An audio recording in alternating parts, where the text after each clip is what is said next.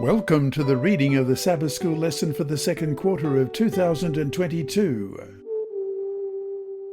Welcome to lesson number 5 in the series on Genesis. It's titled All Nations and Babel, and it's ready for teaching on April 30, and I'm Percy Harrold. Tuesday, April 26. One language. Read Genesis chapter 11, verses 1 to 4. Why were the people of the whole earth so keen to achieve unity? Genesis 11, beginning at verse 1. Now the whole earth had one language and one speech. And it came to pass, as they journeyed from the east, that they found a plain in the land of Shinar, and they dwelt there. Then they said to one another, Come, let us make bricks and bake them. They had brick for stone, and they had asphalt for mortar. And they said, Come, let us build ourselves a city and a tower whose top is in the heavens. Let us make a name for ourselves, lest we be scattered abroad over the face of the whole earth. The phrase the whole earth refers to a small number of people, those alive after the flood. The reason for this gathering is clearly indicated. They wanted to build a tower to reach the heavens, we just read about in verse 4. In fact, their real intention is to take the place of God himself, the Creator. Significantly, the description of the people's intentions and actions echo God's intentions and actions in the creation account. They said, Genesis 11 verses 3 and 4 we read, and we'll compare that with Genesis 1 and verse 6. Here it is here. Then God said, Let there be a firmament in the midst of the waters, and let it divide the waters from the waters. And, verse 9, Then God said, Let the waters under the heavens be gathered together into one place, and let the dry land appear. And it was so. And verse 14, Then God said, Let there be lights in the firmament of the heavens, to divide the day from the night, and let them be for signs and seasons, and for days and years, etc. Let us make, they said in Genesis 11, 3 and 4, and we compare that with Genesis 1:29. Then God said, Let us make man in our image, according to our likeness. Let them have dominion over the fish of the sea, over the birds of the air, and over the cattle, over all the earth, and over every creeping thing that creeps on the earth. Their intention is explicitly stated. Let us make a name for ourselves in verse 4 of Genesis chapter 11, an expression that is exclusively used by God in Isaiah 63 verse 12, who led them by the right hand of Moses with his glorious arm, dividing the water before them, to make for himself an everlasting name. And verse 14, As a beast goes down into the valley, and the Spirit of the Lord causes him to rest, so you lead your people to make yourself a glorious name. In short, the builders of Babel entertained the misplaced ambition to replace God the Creator.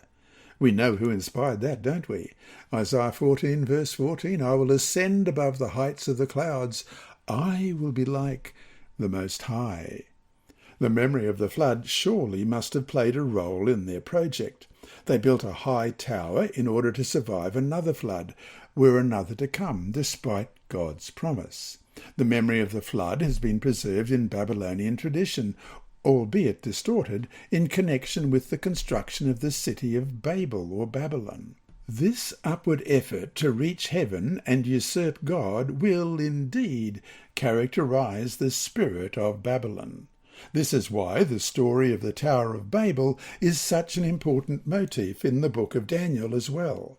The reference to Shinar, which introduces the story of the Tower of Babel in verse 2 of chapter 11 in Genesis, reappears at the beginning of the book of Daniel in order to designate the place where Nebuchadnezzar has brought the articles of the Temple of Jerusalem.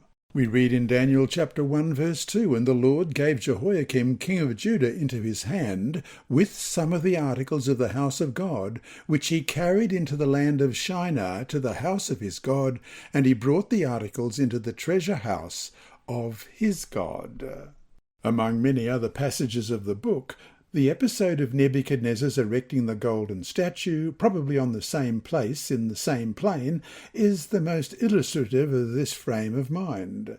In his visions of the end, Daniel sees the same scenario of the nations of the earth gathering together to achieve unity against God, as you read in Daniel 2 and verse 43, "As you saw iron mixed with ceramic clay, they will mingle with the seed of men, but they will not adhere to one another, just as iron does not mix with clay." And Daniel 11:43 to 45, "He shall have power over the treasures of gold and silver and over all the precious things of Egypt.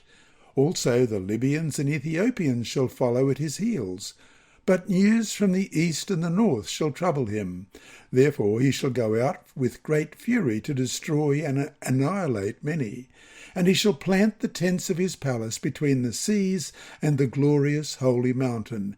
Yet he shall come to his end, and no one will help him." And we'll compare that with Revelation chapter 16, verses 14 to 16. "For they are spirits of demons, performing signs which go out to the kings of the earth and of the whole world, to gather them to the battle of that great day of God Almighty. Behold, I am coming as a thief. Blessed is he who watches and keeps his garments, lest he walk naked and they see his shame. And they gathered them together in the place called in Hebrew Armageddon." Though this concept fails here, as it did at Babel as well.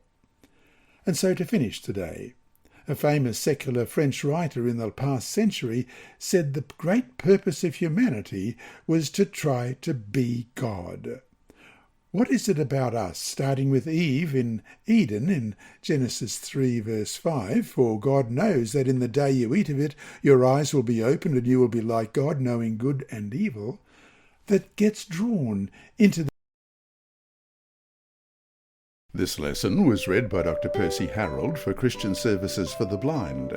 Sponsored by the Sabbath School Department and distributed through Hope Channel Australia, this podcast is also redistributed by Hope Channel Germany, Christian Record Services for the Blind, and It Is Written. It is also available on SoundCloud and through multiple podcast distributors, including Apple iTunes. Remember, God is always faithful.